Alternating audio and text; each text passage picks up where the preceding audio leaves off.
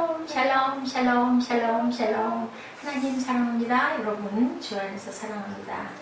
하나님으로부터 오는 권위, 그죠? 우리가 하나님께서 우리에게 주신 그 권위처럼 귀한 권위가 없습니다. 로마서 12장에서는 개인적인 삶에 초점을 맞춰서 어떻게 개인의 크리스찬의 세상에서 살아가야 하는가에 대한 원칙이 나와 있습니다. 로마서를 공부할 때 12장 이후부터의 주제는 구원받은 크리스찬은 그러면 어떻게 살아가야 될 것인가. 12장까지는 뭐라고요? 항상 개개인적인 삶에 초점을 맞춰서 어떻게 개인의 크리스찬의 그 세상을 개인이 살아갈 것에 대한 원칙, 그리고 그 이후부터는 구원받은 크리스찬은 그럼 어떻게 살아가야 될 것인가. 오늘 1절부터 우리 함께 다 합독했는데 함께 다시 보면서 갑니다. 각 사람은 위에 있는 권세들에게 굴복하라, 복종하라, 굴복하라. 권세는 하나님께로 나지 않으면 없죠. 모든 권세는 하나님께서 정하신 바라. 또 저희 그 교회 여기 온 부분에 대해서 다시 생각을 하면서 오늘도 하루를 그렇게 보냈습니다. 거기가 정말 엘리베이터도 있고 딱 좋았는데, 그죠? 새도 굉장히 저렴해서 부담 갔을 것이고, 넓고 주방도 넓고 뭐 개인 관리도 안 나오고, 그렇지만 하나님께서는 제가 결국은 어디로 갈 것이라는 걸 알고 계셨구나, 이런 마음이 들더라고요. 크리스찬은 이 사회 속에서 어떻게 살아가야 할 것인가, 그죠? 한마디로 말하면 위에 있는 권위에 복종하고 순종하라는 것. 다니엘 14장 17절, 25절, 32절, 마태복음 22장 21절입니다.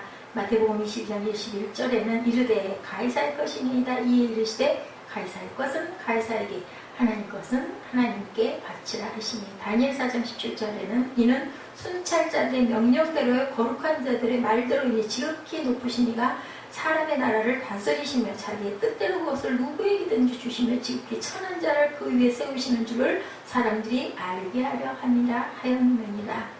4장 25절에는 왕이 사람에게서 쫓겨나서 들짐승과 함께 살며 소처럼 풀을 먹으며 하늘 이슬에 젖을 것이요 이와 같이 7대를 지낼 것이라. 그때 지극히 높으신 이가 사람의 나라를 다스리시며 자기의 뜻대로 그것을 누구에든지 주시는 줄 아시니라.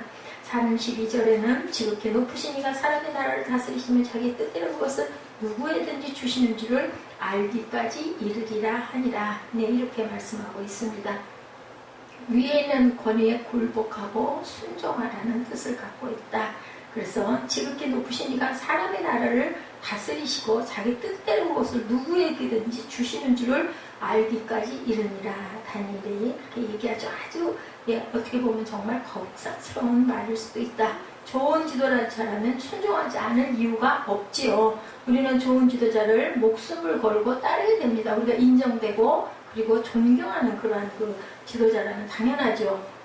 그리고 목숨을 걸고 따르는데 권위주의로만 가득 차있는 독재자적인 지배욕이 강한 지도자에게는 반발이 일어나죠. 굴복하고 싶지가 않습니다. 어쩔 수 없어서 앞에서는 고개를 숙이지만 사실은 마음속으로는 고개를 도리도리 흔들죠. 그리고 정말 쳐다보고 싶지 않아. 길에서 부딪혀도 슬쩍 피해서 갑니다. 분명한 것은 개혁적인 성향이 강하고 혁명적이고 윤리적인 사람은 질식할 것 같은 그러한 사람이다. 우리가 살고 있는 이 세상은 잘못된 권위로 가득 차 있기도 합니다. 그러나 가만히 생각해보면 이 말씀은 우리가 생각한 것보다 훨씬 놀라운 깊이를 가지고 있다. 베드로전서 2장 18절에 말씀합니다. 사원들아 범사의 두려움으로 주 안에서 순복하되 선하고 관용하는 자에게만이 아니라 까다로운 주인에게도 순종하라. 이렇게 말씀하고 있어요. 좋은 주인에게만 순종하는 게 아니라고 그러네요. 떠나고 싶고 싫고 억지가 많은 사람에게도 순종하라. 정말 어려운 얘기죠. 내가 좋아하는 사람만 사랑하면 그것은 사랑이 아니라, 그렇죠. 사랑할 수 있는 사람은 사랑하지 말래도 사랑하는데 사랑할 수 없는 사람을 사랑하는 것이 그게 바로 사랑이다. 내가 싫어하고 원수까지도 사랑할 수 있을 때 그것이 크리스찬적인 삶의 태도이다. 정말 어려운 얘기입니다. 우리가 말씀 증거할 때는 쉽고 들을 때는 그냥 그래 맞아 그래야 되겠지 생각을 하는데 잘 안 되죠.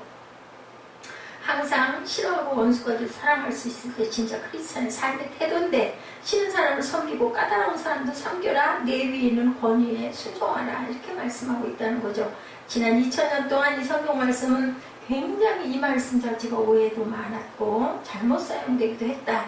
정치인들이 이 말씀을 이용했기 때문에 정부에 순종하라. 예, 순종하지 못할 것 같은 그런 사람, 네가 싫은 사람에게도 순종하라는 거죠. 독재를 합리화하기 위한 방법으로 이 성경 구절을 많이 이용하기도 했다는 거죠. 그럼에도 불구하고 오늘 우리는 이 말씀의 뜻을 깊이 묵상해 보기로 합니다. 권위와 질서가 무너진다면 세상은 과연 어떻게 될까 생각해 봅니다. 하루아침에 그죠? 엉망이 되겠죠. 교통질서를 지키지 않는다면 하루아침에 교통 지옥이 될 겁니다. 마비가 되겠죠. 당연히. 만약에 우리가 살고 있는 가정의 권위, 아버지의 권위, 뭐 또 학교에서는 선생님의 권위, 정치하는 사람들의 권위가 못마땅해서 모두 거부해버린다면 큰 혼란에 빠질 수밖에 없을 것이다. 국민이 대통령의 권위를 인정하지 않는다고 생각한다면 나라가 어떻게 되겠는가. 뭐 요즘에 문재인 대통령이 엄청 인기가 많다고 그래요. 젊은 청년들에게도 인기가 많고 뭐 의상도 그렇게 잘 입고 멋스럽고 뭐 신문에 가끔 큰 글자 나오고 보면 어휴 다행이네. 저는 뭐 정치 잘 모릅니다만 이런 마음이 들어요. 끝까지 예, 뭐 한 중반 가까이 가가지고 또 뭐가 어떤 데서든 하지 말고 끝까지 이 자세 이대로 초심을 잃지 말았으면 좋겠다.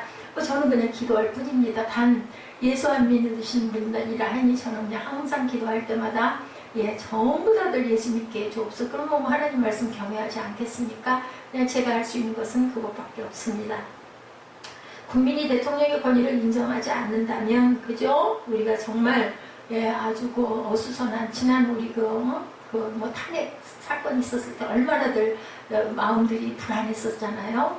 어려움이 많았습니다. 마음속으로. 순종할 만한 지도자라면 얼마나 좋을까. 순종할 만한 지도자가 아니라서 권위를 거부했다고 우리가 생각한다면 그 다음에는 어떤 일이 전개될까. 무서운 사건들이 벌어지죠. 이번에도 정말 온전치 못한 많은 사건들이 있고 예, 대외적으로도 정말 국내 안에서도 여러 가지 뭐 이런 이상한 노래가 막 돌아다니기도 하고 그러면 대외적으로 외국 같은 나라에서 우리나라를 바라볼 때 어떤 시선으로 바라볼까. 그죠? 그 나라가 별로 기쁠 일이 아니에요. 부끄러운 일이기도 합니다. 좀 뜨거운 일이기도 하죠. 그래서 나쁜 권위도 없는 권위보다 낫다라고 얘기를 합니다. 나쁜 권위도 없는 권위보다 낫다. 만일 지도자가 없어서 통제가 되지 않는다면 혼란에 빠질 수밖에 없는 나라가 된다. 자, 북한의 권력이 잔인하지만 북한의 권력이 아무 대책 없이 무너졌다고 생각해 본다면 그 책임은 누가 과연 질 것인가. 무슨 일이 벌어지겠죠? 권위라고 하는 것은 중요하고 질서라는 것은 정말 중요하다. 하나님께서 처음에 창세기 1장 1절에도 태초에 그저 하나님이 계시니라. 그리고 흑암과 궁창 위에서 혼란 속에서 질서를 만드셨다고 분명히 말씀하고 있습니다. 영적 세계도 똑같다라는 거죠. 하나님에 대한 절대 권위와 성경에 대한 절대 권위가 무너지면 우리의 신앙은 송두리째 무너질 수밖에 없다. 많은 자유주의 신학자들이 성경의 권위를 마구 지금도 흔들고 있습니다. 성경이 어찌 하나님의 말씀이냐? 이스라엘의 역사책에 불과하다. 네, 사람들이 편집한 책이다. 하나님의 말씀이지만 오류가 있을 수도 있다. 사람들은 그렇게 성경을 계속 자유주의 신학자들은 공격해 왔습니다. 성경의 권위가 땅바닥까지 떨어졌을 때 세계 대전이 터졌다고 합니다. 자유주의자들이 성경을 인간의 편집한 한 권의 책이라고 주장했을 때 사람들은 도덕성을 잃어버렸다고 합니다. 하나님 나라를 만드는 비결은 그럼 어디 있을까? 성경의 권위가 높아지면 사회가 안정이 되고 하나님이 높아지면 세상은 편안해집니다. 하나님의 무시를 당하고 성경의 무시를 당하면 세상은 혼란에 빠집니다. 아까 세계대전이 일어났다라고 증거했죠. 예, 잘 모르지만 그렇게 나타나 있습니다. 왜냐하면 하나님의 최종의 권위자이시기 때문이다. 하나님 자체가 당연히 권위이시죠. 하나님은 세상을 만드시고 우주를 만드실 때 질서와 권위로 세상을 창조하셨습니다. 창세기 1장에 나타나 있는 것처럼 예, 자연과학의 세계도 은하계와 우주계와 태양계가 자연의 질서와 원리가 없다면 이 지구가 제멋대로 운행한다면 부딪히겠죠. 뭐 깨지고 무너지고 터지고 그죠? 살아있을 게 아무것도 없는 멸종이 돼버리고 말았을 것인데 아슬아슬하게 뭐 부딪힌다 뭐 이런 얘기 저 어렸을 때도 들었던 기억이 납니다. 그런데도 부딪히는 일 없이 저는 이렇게 잘 살아가고 있습니다. 어떤 위성이 어떻게 충돌할지 얼마나 불안하고 무섭겠습니까? 그러나 창조 이래로 한 번도 우주에는 사고가 난 일이 없습니다. 사람이 사는 세상에는 굉장히 교통사고가 많이 일어나서 보험이 아주 필수가 됐죠. 뭐예요? 우리 자동차 보험은 아주 정말 필수입니다. 일반 보험은 안 들어도 자동차 보험, 의료보험은 내지 않아도 자동차 보험은 꼭 들더라고요. 보면 하나님이 만들어 놓은 질서대로 움직이기 때문에 우주는 사고가 없다. 하나님은 어떤 분? 질서의 하나님이시다. 성경에 이렇게 나타나 있습니다. 최종 권위를 가지는 하나님이 이 세계와 우주를 다스리기 때문에 이 세상은 사고가 없이 움직일 수가 있고, 자연계뿐만 아니라 인간 세계에도 질서를 주셔서 질서와 권위를 가지고 세상을 살아가라고 만들어 주셨다는, 그러니까 아담과 하와가 있고 아담에게 동식물의 이름을 붙이라고 하나님께서 어떤 선택의 권리를 주셨죠. 그리고 인간에게는 무엇이든지 네가 선택해라 하고 선택의 권한을 주셨습니다. 하나님은 가정에 누구를, 남자를 권위자로 먼저 세우시고 모든 영역의 질서와 권위의 원칙을 가정에서부터 주셨다. 자연계는 지금까지 하나님 주신 그 질서와 법칙에 따라 잘 지내게 왔는데, 인간만은 죄를 지어서 하나님의 법칙과 권위를 무시하죠. 결과적으로 에덴 동산에서 쫓겨나고, 그리고 죽음이 있는 그러한 삶을 살 수밖에 없고, 눈물 흘리고 땀 흘리고 수고하고, 그리고 해산의 고통을 하나님께서 주셨다라는 거죠. 전쟁과 죽음과 싸움과 시기와 미움과 질투와 아수라장을 만든 것은 자연이 아니라 바로 인간이다. 그것은 하나님이 주신 질서와 권위를 무시했기 때문이고, 지금처럼 민주화된 상황이 아닌 우상 숭배하는 로마의 권력 밑에서 사도 바울은 담대하게 모든 그리스도인들에게 말합니다. 너희는 각 사람이 있는 권위에 순종하라. 오늘 본문 말씀입니다. 이것이 세상을 행복한 하나님의 나라로 만드는 비결이었다. 그래서 교회는 남편의 권위를 인정하죠. 하나님은 교회의 머리로 예수 그리스도를 주셨고, 가정에는 남편을 그 가정의 머리로 삼아 주셨죠. 그러므로 남편이 존경받을 만하든 하지 않든 간에 권위를 인정해야 된다. 그러니 남편을 정말 권위 있는 그런 사람으로 잘 받들어 세워야 되는데, 그죠? 요즘 우리 사회, 우리 각가정들 보면 뒤집어지는 데가 너무나 많아요. 저도 은근히 말씀 증거하면서 가슴에 찔리는 부분이 있으면서도 하나님께 약간의, 그죠? 그러면 만약에 그렇지 못할 때는 어찌 하겠습니까? 근데 사랑할 수 있는 사람만 사랑하라고 하는 것이 아니라고 하셨으니, 권위스럽지 않은 사람도 권위스럽게 만들어주라는 거죠. 밑에서 받쳐주라는 거죠. 교회와 하나님과의 관계처럼 남편과 아내의 관계는 교회와 예수님과의 관계를 얘기한다는 것, 그리고 성도들과의 관계를 얘기하는 비유입니다. 하나님이 그 권위를 주셨기 때문이다. 저와 여러분들의 남편을 영적 지도자로 만들어야 된다. 그 책임이 아내들에게는 있다는 거죠. 그럴 때 바로 가정이 바로 서게 되고, 그러다 보면 교회도 바로 서게 된다. 장로도 되고 교회 지도자도 되고 멋지게 주님을 섬기고 교회 영적 지도자로서의 역할을 다해야 된다. 하나님은 가정의 남자를 영적 권위자로 주셨다는 거죠. 제가 아는 어떤 가정에 부인은 굉장히 똑똑해요. 그리고 그렇게 호감이 가는 분은 아니지만 굉장히 똑똑하고 나름대로 공부도 많이 했는데 늦게 결혼을 하셨는데, 그 남편분은 자세히 잘 겪어보지는 않았지만 보면은 정말 많이 부족해 보여요. 그리고 아내가 남편을 막 부리더라고요. 종처럼 부리더라고요. 그리고 나서 한 10년 정도 더 지나갔는데, 어느 날 어떤 제가 우연히 택배 받을 일이 있어서 받았더니, 거기에 강남교회 안수 장로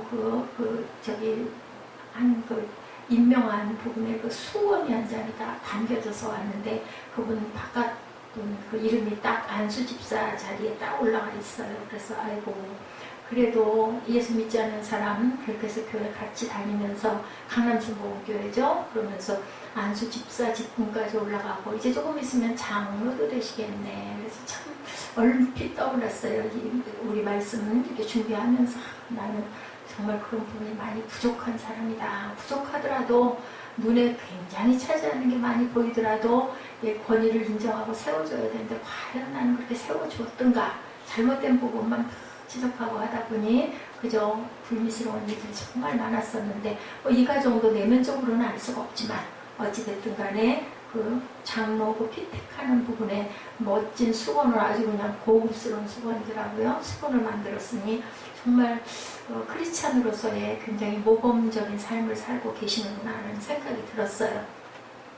학교에서 교수가 권위를 잃어버린다면 그것은 학교가 학교스럽지가 못하겠죠. 나라의 대통령이 권위가 없다면 또한 나라 또한 온전치가 못합니다. 그죠? 이것이 바로 하나님의 법칙이다. 권위자를 세워주고 존경하라. 권위자를 섬겨라. 그래서 우리는 항상 지도자들을 위해서 기도해야 된다. 그래서 우리도 각 교회 그 목사님들을 위해서 기도하지 않습니까? 나라의 대통령을 위해서도 기도를 합니다. 이것이 우리의 의무예요. 특별히 크리스찬들은 그리고 또한 가정의 머리를 위해서 남편을 위해서도 늘 기도해주고 그 사람이 온전히 잘 자랄 수 있도록 믿음의 우리만 못하고 영적으로 굉장히 부족해 보이더라도 자꾸자꾸 권위를 세워주고 북돋아주고 다독여줘야 되겠죠. 권위는 바로 하나님이 주신 것이라는 것을 우리가 오늘 말씀을 통해서 깊이 깨닫고 갑니다. 왜 우리는 각 사람 위에 있는 권세를 인정하고 순종해야 할까? 그 이유는 권세는 하나님께로부터 나온 것이기 때문이다.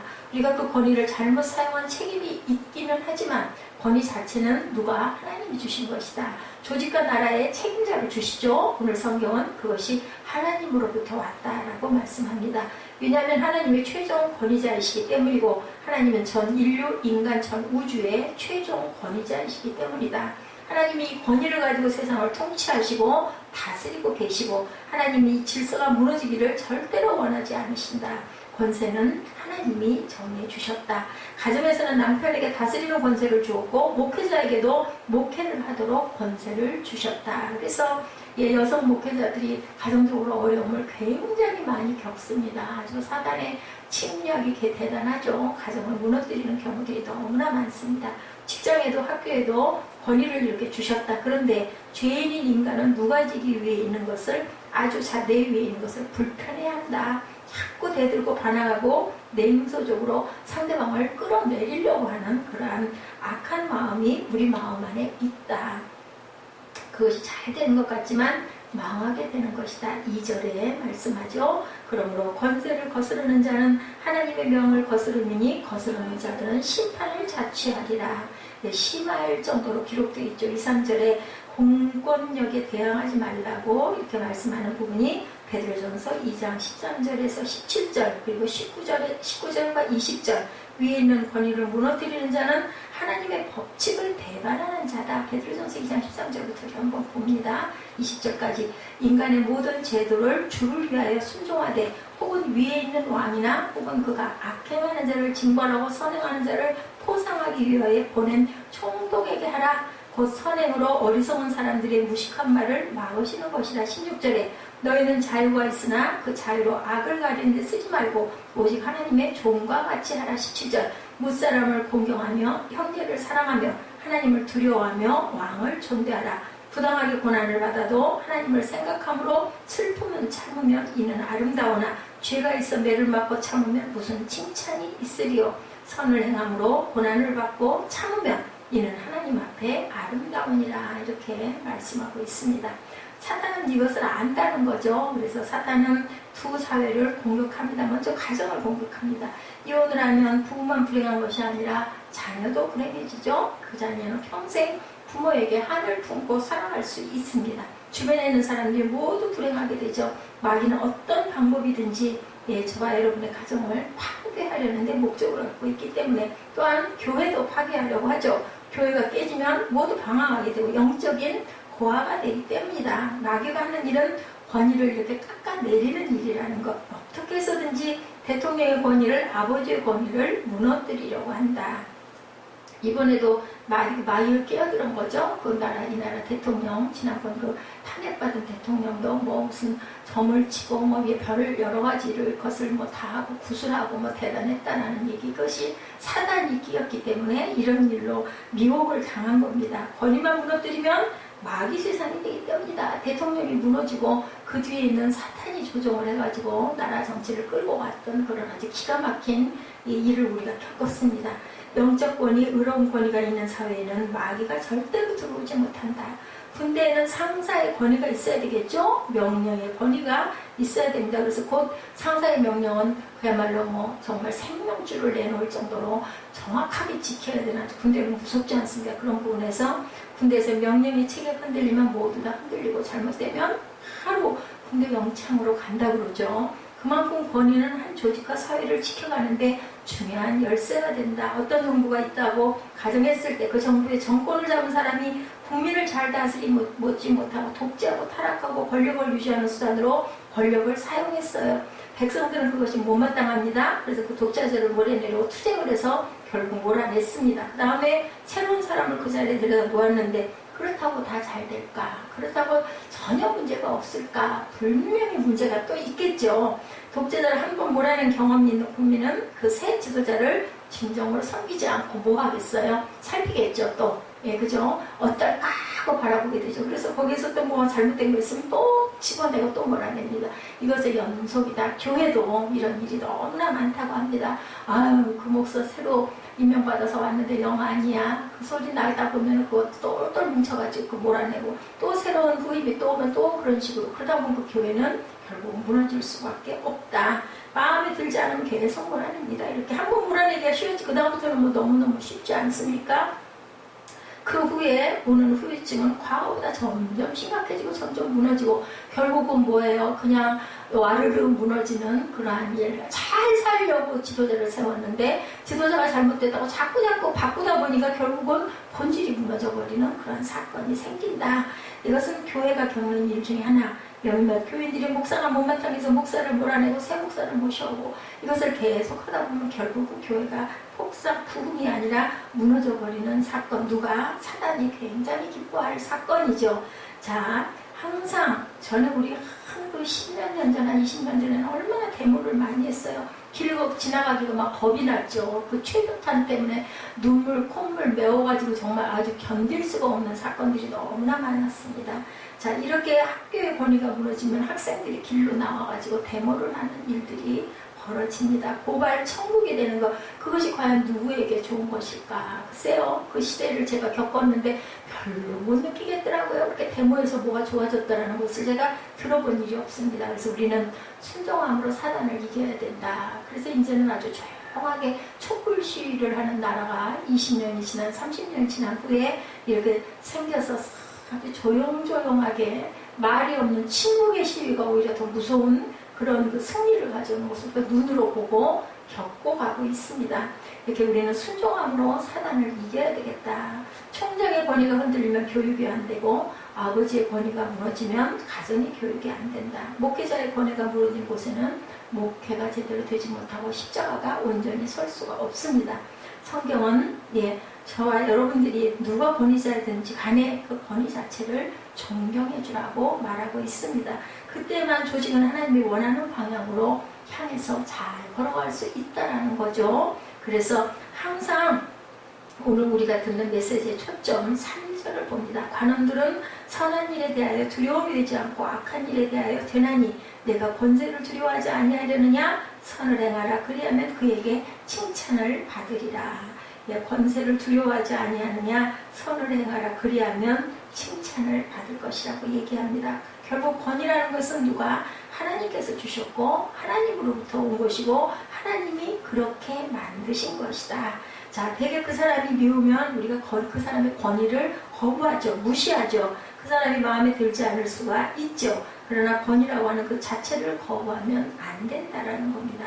그래서 마귀는 권위 대신에 권위주의를 만들어줘요. 그래서 우리는 권위는 꼭 있어야 되고 중요한데 권위주의가 되면 안 된다. 우리가 이런 얘기를 많이 듣고 많이 봅니다. 그래서 권위는 아름다운 거지만 권위주의는 천한 것이다. 우리가 절대로 권위주의에는 그 승복하고 싶은 마음이 없죠. 반발이 일어나죠. 사탄은 우리에게 두 가지 일을 합니다. 첫째는 권위를 가진 사람에게 가서 속삭입니다. 너는 권력을 쓸 수 있고 돈도 있지 않니? 이 권력을 적당히 써서 많은 백성을 위해서 과는 너 자신을 위해서 써라. 이렇게 속수소곤합니다. 권력을 유지하는 데 써라. 정보를 독점해라. 마귀가 끊임없이 속삭입니다. 아주 합리적으로 그럴듯하잖아요. 정보를 위해서 반을 쓰고 하나는 나도 또 내가 내가 나를 잘 치장해야 되고 날 잘 포장해야 되니까 거기 좀 쓸 수 있지. 뭐 당연한 거지. 이렇게 속삭인다는 거죠. 또 권위 밑에서 일하는 사람에게 가죠. 너는 바보냐? 왜 이렇게 자꾸 당하기만 하니? 응? 데모도 하고 화염병도 던지고 끌어내려라. 화염대에 세워라 할 수 있지 않냐? 그거 잘못되고 있잖아 지금. 이렇게 속삭인다는 거죠. 사람들을 선동해. 너 혼자 힘들지? 선동해가지고 그 사람 거기서 끌어내려. 이렇게 냉소주의적인 태도를 가지게 합니다.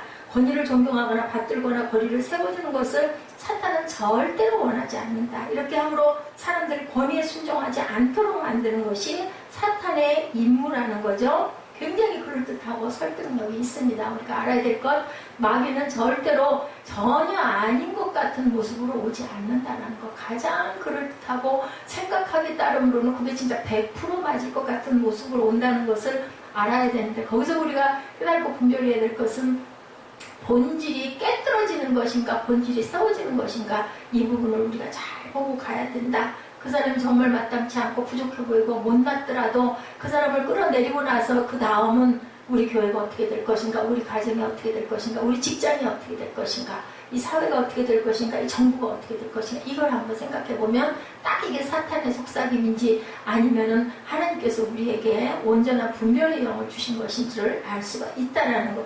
그잖아요. 본질이 없어져 버리고 나면 그게 무슨 소용이 있겠어요. 그죠? 사람에게 등부리하는 것밖에 안 되는 거죠. 누구도 책임지지 못하는 소리 지르는 사람이 이기고 숫자가 많은 사람이 이기도록 만들려고 한다. 그런데 그래서는 안 된다는 거죠. 4절에 보니 그는 하나님의 사자가 되어 내게 선을 이루는 자니라. 그러나 내가 악을 행하거든 두려워하라. 그가 공연히 칼을 가지지 아니하였으니 곧 하나님의 사자가 되어 악을 행하는 자에게 진노하심을 위하여 보호하는 자니라. 하나님의 사자는 악을 행하시는 자에게 진노함이 돼서 꼭 보험을 하신다. 우리가 잘못된 것에 대한 대가는 반드시 치러진다. 제가 요즘에 사사기의 아침이면 그것을 보면서 너무나 똑같은 일들이 아주 계속 악을 행하여 그리고 하나님의 그 왕이 없으므로 계속 반복을 하는 그걸 보면서 항상 우리가 정말 하나님께서 우리에게 주신 그 귀한 뜻을 잘 깨닫고 알고 가야겠다는 생각을 합니다. 항상 보험은 꼭 있습니다. 잘못된 것에 대한 대가는 분명히 누구를 통하여서 꼭 대가를 받게 한다. 4절에서 좋은 권위, 진정한 권위가 바로 세워졌을 때 하나님의 나라와 통치가 이루어진다. 치리자들은 하나님의 종이다라고 얘기를 합니다. 그 치리자들이 누구의 나라의 대통령, 뭐 장관, 국회의원, 뭐 이런 거죠. 그죠? 악한 자를 처벌한다는 의미에서 정부가 해야 할 일, 선과 악을 구분해서 치리해야 된다. 원수가 없는 것은 누구에게 하나님께 속해 있다고 로마서 12장 9절에 말씀하고 있습니다. 사랑에는 거짓이 없나니 악을 미워하고 선에 속하라. 형제를 사랑하여 서로 우애하고 존경하기를 서로 먼저 하여 11절에 부지런하여 게으르지 말고 열심을 품고 주를 섬기라. 이렇게 분명히 말씀합니다. 정부에도 칼을 주셨다.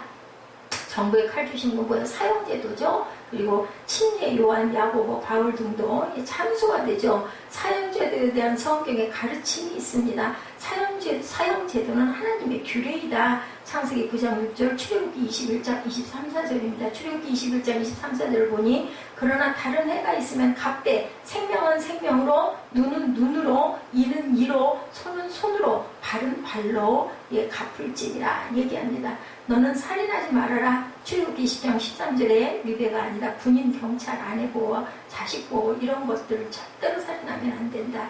그래서 로마서 13장 4절에는 하나님께서 정부의 사형제도 집행 권한을 주셨음을 가르칩니다. 로마서 13장 4절입니다. 그는 하나님의 사역자가 되어 내게 선을 베푸는 자니라. 그러나 내가 악을 행하거든 두려워하라. 그가 공연히 칼을 가지지 아니하였으니 곧 하나님의 사역자가 되어 악을 행하는 자에게 진노하심을 따라 보응하는 자니라. 가장 효과적인 범죄 예방책에 대해서 전도서 8장 11절에 증거합니다. 악한 일에 관한 징벌이 속히 실행되지 아니하므로 인생들이 악을 행하는데 마음이 담대하도다. 악을 행하는데 우리는 너무 용감하다는 얘기입니다. 그래서 항상 살인자를 죽이는 것은 잔인하지 않을까? 그렇지 않다. 그는 대가를 받을 뿐이다라는 거죠. 바울이 사도행전 25장 11절에 증거합니다.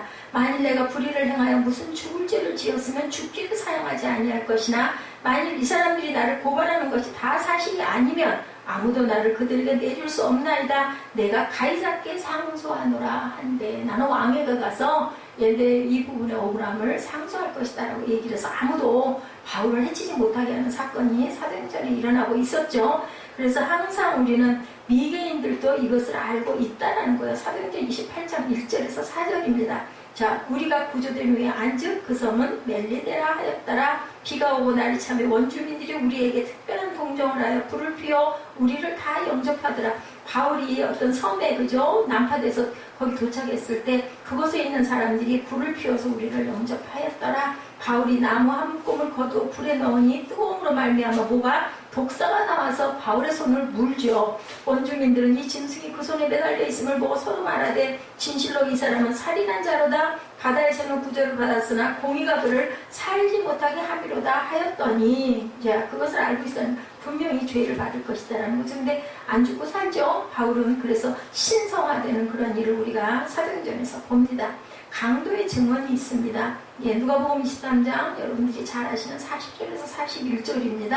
하나는 그 사람을 꾸짖어 이르되 내가 동일한 정죄를 받고도 하나님을 두려워하지 아니하느냐? 우리는 우리가 행한 일에 상당한 보응을 받을 것이니 이에 당연하거니와 이 사람이 행한 것은 옳지 않은 것이 없느니라. 그죠? 한쪽 강도가 그렇게 얘기를 하죠. 이런 부분이 항상 우리는 보응을 받아야 된다는 거죠. 로마서 1장 29절에서 30절입니다. 곧 모든 불의, 추악, 탐욕, 악의가 가득한 자요, 시기, 살인, 분쟁, 사기, 악독이 가득한 자요, 수군수군하는 자요, 비방하는 자요, 하나님께서 미워하는 자요, 능욕하는 자요, 교만한 자요, 자랑하는 자요, 악을 도모하는 자요, 부모를 거역하는 자요, 오묘한 자요, 배약하는 자요, 무정한 자요, 무자비한 자라. 그들이 이 같은 일을 행하는 자는 사형에 해당한다고 하나님께서 정하심을 알고도 자기들만 행할 뿐 아니라 그런 일을 행하는 자들을 옳다 하느니라. 하나님께서 이러한 자들은 분명하게 형벌을 주신다라고 얘기를 했는데 그것이 하나님께서 정하심을 알고도 자기들만 행할 뿐 아니라 그런 일을 행하는 자들을 옳다고 여긴다라는 거예요. 이렇게 악하다라는 거죠. 그래서 무죄한 사람이 죽을 수도 있지 않는가? 하늘의 심판자에게서 바르게 보신다고 예수님 같은 경우에는 이렇게 얘기를 하고 있습니다. 진노와 양심 때문에 우리는 그렇기 때문에 복종해야 된다. 진정한 권위는 나쁜 것을 몰아내고 좋은 것을 보호하기 위해서 하나님이 위임하고 기름 부어주신 것이라는 것을 꼭 알아야 된다. 5절에 그러므로 굴복하지 아니할 수 없으니 노를 인하여만 할 것이 아니요 양심을 인하여 할 것이니라고 이렇게 말씀합니다. 예, 진노와 양심 때문에 우리는 이렇게 늘 복종해야 되는데 다니엘 6장 2절에 기도하지 말라고 했는데도 다니엘은 기도하죠. 초대 그리스도인들이 사도행전 5장에 보니 하나님께 순종하기 위해 사람들에게 불순종했다. 5장 29절에 나타납니다. 베드로와 사도들이 대답하여 이르되 사람보다 하나님께 순종하는 것이 마땅하니라. 그래서 나는 사람들에게 불순종한다라는 거죠. 이 외에도 히브리 산파들이 그랬죠. 동방의 지혜자들이 그랬습니다. 그죠? 왕이 그 동방 박사들 세 사람 초청해서 네가 가서 알거든 나한테 꼭 가서 알려주고 가라. 어디에 그 왕이 나셨는지 그 예수가 난 곳을 내가 꼭 알고자 하느니라 했는데 그러겠습니다 해놓고 안 가르쳐주죠. 히브리 산파들도 아들을 낳으면 분명하게 죽여버려라 했는데 죽이지 않습니다. 이런 일들은 그저 권위에 순종하지 않은 일들, 그것은 하나님의 권위를 인정하고 깨달아 알았다는 겁니다. 예, 그래서 출애굽기 1장 15절이죠. 애굽 왕이 히브리 산파 시프라라 하는 사람과 부하라는 사람에게 말합니다. 너희는 히브리 여인을 위하여 해산을 도울 때 그 자리를 살펴서 아들이거든 그를 죽이고 딸이거든 살려두라. 마태복음 2장 8절에도 베들레헴으로 보내며 이르되 가서 아이에 대해 자세히 알아보 찾거든 내가 구하여 나도 가서 그에게 경배하게 하라. 거짓말하는 거 뻔히 알고 그러겠나이다 해놓고는 말을 듣지 않는 것. 예, 뭐 때문에? 마음에 있는 양심 때문에 하나님께 복종하는 마음이었다. 그들은 꿈에 헤로데에게도 돌아가지 말라 지시하심을 받아서 다른 길로 고국에 나아가니라. 이에 헤롯이 박사들에게 속은 줄 알고 심히 노하여 사람을 보내어 베들레헴과 그 모든 지경 안에 있는 사내 아이들 박사들에게 자세히 알아본 그때를 기준해서 2살부터 그 아래 아이들을 죽였다라고 나타났습니다. 자, 어떤 때는 싫고 마음이 어렵고 그죠? 그래도 순종하는 것은 진노 때문이 아니라 우리는 양심 때문이다. 담대함이죠. 이거 잘못했다고 하는 내가 죽을 거 알면서도 이 사람들은 절대로 그 권위에 복종하지 않았다. 뭐 때문에? 양심 때문에 잘못됐다는 걸 알기 때문에. 자, 그래서 우리는 정말 싫을 때도 마음이 어려울 때도 순종하는 것은 우리는 양심으로 인해서 순종해야 된다는 겁니다. 이 말씀이 우리에게 얼마나 축복인지, 우리가 진정으로 권위를 높여주고 살려줄 때 우리가 상상할 수 없었던 이상사회가 도래한다는 것을 우리가 꼭 알아야 된다. 이 세상을 사는 법으로만 지배하면 위기가 옵니다. 세상이 어때요? 법 이전에 하나님 법이 지배하고 양심의 법이 지배하면 뭐가 온다? 천국이 온다. 그래서 세상 사는 크리스찬의 자세에 대해서 얘기합니다. 우리는 규정 있는 법 때문에 뭘 내요? 세금을 내죠. 그러나 내지 않으려고 세금을 탈세하는 경우가 너무나 많습니다. 너무 세금이 많으니까 우리가 뭐 이래가지고 어떻게 그 회사를 운영하겠어. 이 세금 내다가 볼장 다 보잖아. 이런 얘기를 많이 하죠.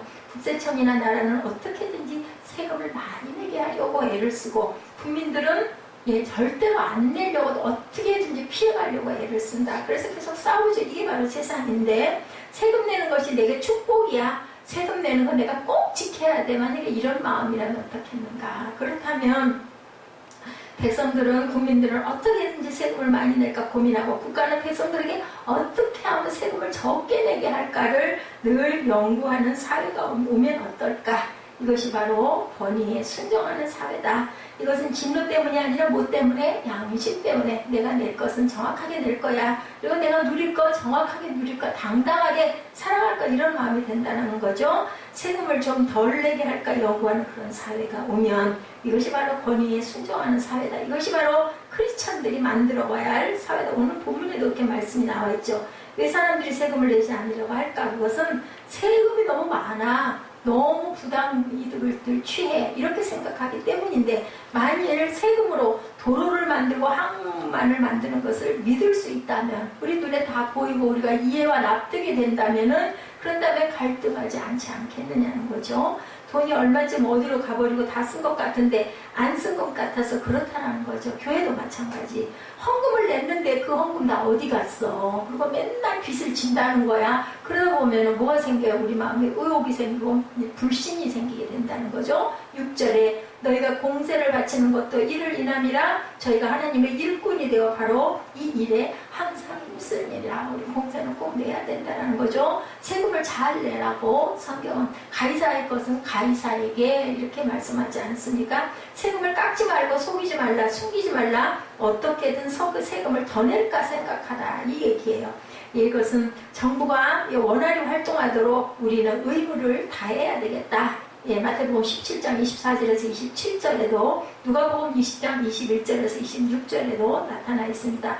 마태복음 17장 24절부터 봅니다. 가버나움에 이르니 반세계를 받는 자들이 베드로에게 나와 이르되 너의 선생은 반세계를 내지 아니하느냐? 이르되 내신다 하고 집에 들어가니 예수께서 먼저 이르시되 시몬아 내 생각은 어떠하냐? 세상 임금들이 누구에게 관세와 국세를 받느냐? 자기 아들에게냐 타인에게냐? 베드로가 이르되 타인에게는이다. 예수께서 이르시되 그렇다면 아들들은 세를 면하리라. 그러나 우리가 그들이 실족하지 않게 하기 위하여 내가 바다에 가서 낚시를 던져 먼저 오르는 고기를 가져 입을 열면 돈 한 세계를 얻을 것이니 가져다가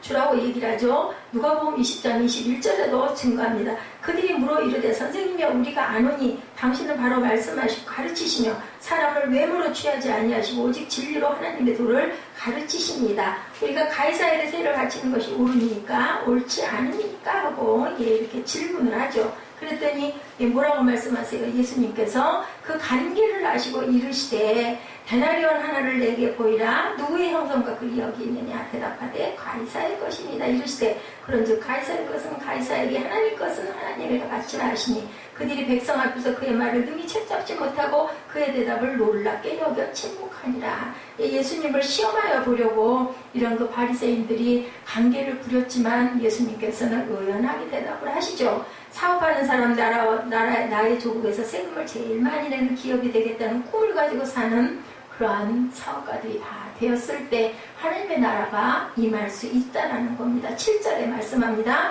모든 자에게 줄 것을 주되 공세를 받을 자에게 공세를 바치라. 국세 받을 자에게 국세를 바치고 두려워할 자를 두려워하며 존경할 자를 존경하라. 마땅히 줄 것은 주어야 된다. 공세, 관세, 두려움, 존경 모든 거 다 해야 된다. 목사들에게는 어떻게 해야 되는가? 존경해야 된다는 거죠. 그러나 하나님의 종이라고 하면서 복종을 강요하는 것이 성경에는 없습니다.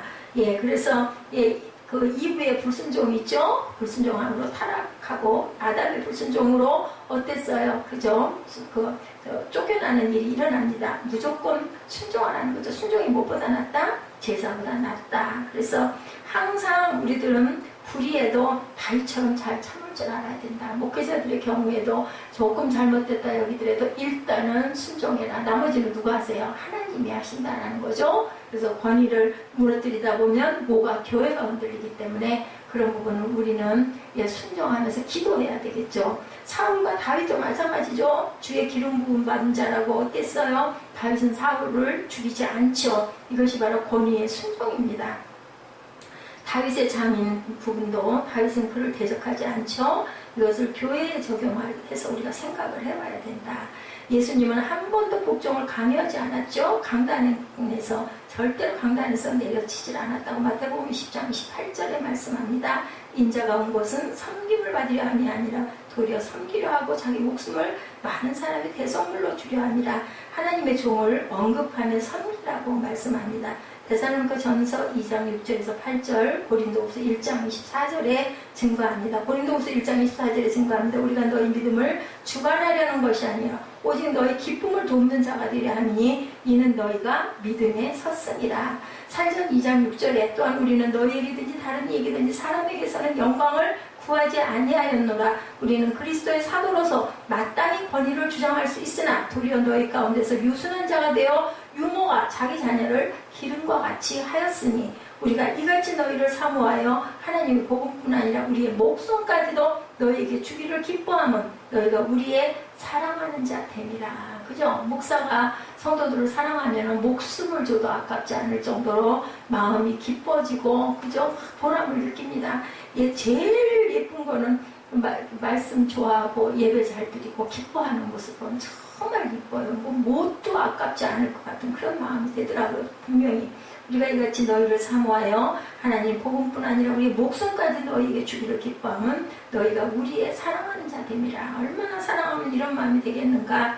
배우자, 직장, 그죠? 자녀 교육까지 간섭하는 목사에게서 떠나라. 그런 권한이 없다라고도 얘기를 합니다. 목사의 불의와 불법에 대해서 마태복음 18장 15절에서 17절, 베드로전서 4장 17절에 증거합니다. 마태복음 18장 15절은 내 형제가 죄를 범하거든 가서 너와 그 사람과만 상대하여 권고하라. 만일 들으면 내가 내 형제를 얻은 것이요 그 듣지 않거든 한두 사람을 데리고 가서 두세 증인의 입으로 말마다 확증하게 하라. 만일 그들의 말도 듣지 않거든 교회의 말하고 교회의 말도 듣지 않거든 이방인과 세리와 같이 여기라. 이렇게 말씀합니다. 베드로전서 4장 17절에도 하나님의 집에서 심판을 시작할 때가 되었나니 만일 우리에게 먼저 하는 하나님의 복음을 순종하지 아니하는 자들의 마지막은 어떠하며 내일 얼마나 아름다운 이야기인가. 이렇게 증거하고 있습니다. 권위에 순종하고 율법이 아니라 양심으로 하나님의 세워주신 권위를 순종하기 시작하면 이런 사회가 온다.